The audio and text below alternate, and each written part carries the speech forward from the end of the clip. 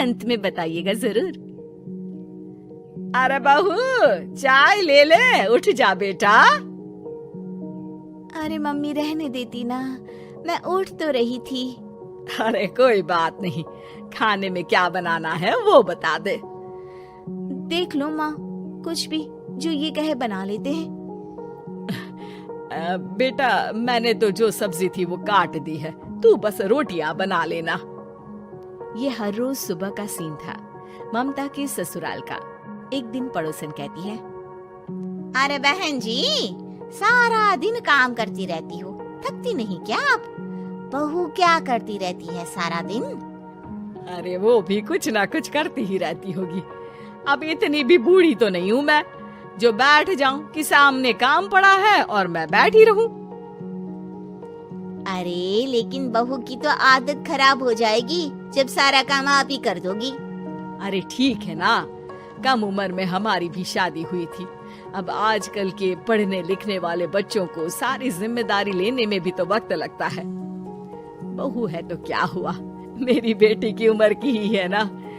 एक उसे भी देख लो, चाय बनाने के सिवा आता ही क्या है। ममता से सारी बात करती है। हाँ मम्मी जी ही ज्यादा काम करती हैं, इसमें कोई दो राय नहीं है। लेकिन मैं भी क्या करूं, ऑफिस और घर के बीच जो वक्त मिलता है उसी में काम कर लेते हैं, है ना। दिन बीत रहे थे।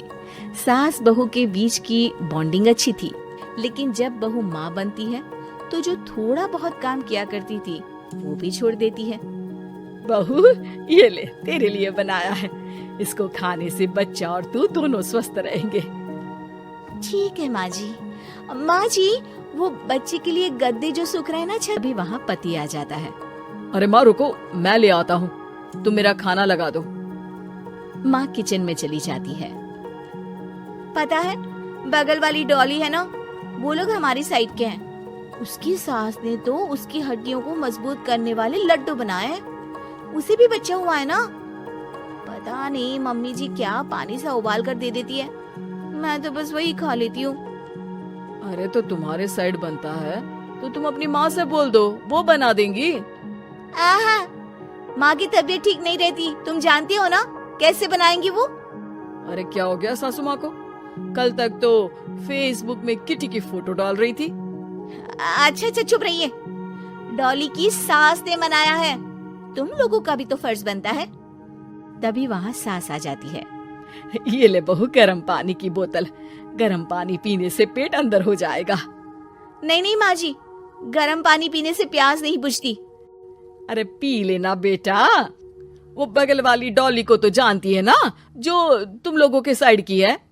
तेरे साथ ही उसका भी बच्चा हुआ था।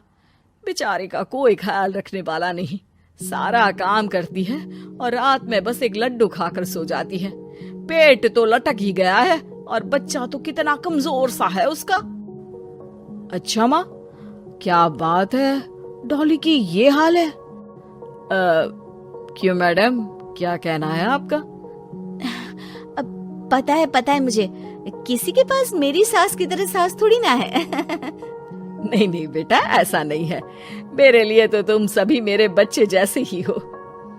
ममता को समझ में नहीं आता कि वो सास में कैसे कोई बुराई निकाले, क्योंकि हर कोई उससे उसकी सास की तारीफ ही किया करता था। एक रोज ममता के घर उसकी ननद आती है। अरे भाभी, मुन्नी को तो 6 महीने हो गए, आप अभी भी बेड पर? बच्चा होने के 6 महीने बाद आई हैं आप। भाभी, अमेरिका दूर है ना, तो वक्त लग जाता है। अब इनकी छुट्टी अभी थी तो सभी आ गए। वैसे माँ कहाँ है? थकी हारी सास बेटी को देखकर खुश हो जाती है। माँ, इस बार तेरा वीजा तैयार है, मेरे साथ चलने को तैयार रहना। हाँ बेटा, मैं तैयार हूँ। अरे ऐसे कैसे माँ, मैं कैसे मैनेज करूँगी? कैसे मतलब? जैसे मैंने किया अमेरिका में, आप इंडिया में कर लेना। वैसे आपका तो मायका भी पास ही में है ना। हाँ वो तो है, लेकिन वहाँ माँ के पास वक्त नहीं होता। ईश्वर भक्ति में उनका सारा समय चला जाता है। भाभी, बेटी परेशान हो तो माँ का ध्यान आरती में कैसे लग सकता है? समझ में ही नहीं आता। वैसे भी अब माँ को मैं अपने साथ ले जा रही हूँ, माँ को विदेश घूमने का शौक है ना। ममता मन मारकर चुप हो जाती है, लेकिन मन ही मन सोचती है कि वो कैसे सारा काम मैनेज करेगी। पति का खाना, नाश्ता, मुन्ने को नहलाना, धुलाना, फिर रात भर इसके लिए दूध तैयार करना। माँ तो सारा काम करती थी। हे भगवान, ना भाई ना। क्या हुआ भाभी, क्या सोचकर ना भी ना कर रही हो?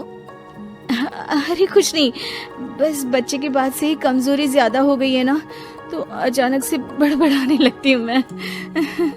अगले दिन ममता अपनी माँ को फोन करती है। राधे राधे। माँ मैं क्या करूँ, मेरी सास तो अमेरिका जा रही है बेटी के पास। अब घर का सारा काम, बच्चा, सब कैसे मैनेज करूंगी। तू आ जाना माँ कुछ महीनों के लिए मेरे पास। अरे ना ना ममता, मेरे बस की बात नहीं है काम धाम। अरे तू तो जानती है ना, मैंने तो तेरे भाई की शादी भी गरीब गांव की लड़की से इसीलिए ही की थी कि वो चुपचाप घर का सारा काम करे। वैसे भी अब तो आदत भी नहीं रही मेरी काम करने की। ममता को माँ पर बहुत गुस्सा आता है। लेकिन मेरी मुसीबत के वक्त आप मेरा साथ नहीं दे रही है, अब भूल जाना मुझे। ममता गुस्से में आकर फोन रख देती है और रोने लगती है, लेकिन बेचारी करे भी तो क्या। अब सास और ननद दोनों घर का काम करते, नेहा आराम करती, लेकिन अब आराम में भी उसे चिंता रहती। और फिर वो दिन भी आ जाता है जब ननद का जाने का वक्त आ जाता है। भाभी मैं जा रही हूँ, अपना और मुन्ने का ख्याल रखना। ममता सास को देखती है और गले लगकर रोने लगती है। माँ जल्दी आ जाना। सास मुस्कुराकर कहती है, कहाँ से ममता, मैं कहीं नहीं जा रही। मैंने देखा कि मेरे जाने की बात से ही तू परेशान हो गई थी, इसीलिए मैंने अपना जाना कैंसिल कर दिया है। तू चिंता ना कर, मैं तेरे साथ ही रहूंगी। ममता को अपनी माँ की बात याद आती है कि कैसे उसके कहने पर भी ममता की परेशानी को समझने की बजाय उसने मना कर दिया, जबकि सास ने बिना कुछ कहे बहू की समस्या पढ़ ली। हाँ माँ, हम सब साथ चलेंगे बाद में दीदी के घर अमेरिका। आज से आप रानी बनकर रहना और मुन्ने को देखना। मैं समझ चुकी हूँ कि मेरा फर्ज क्या है।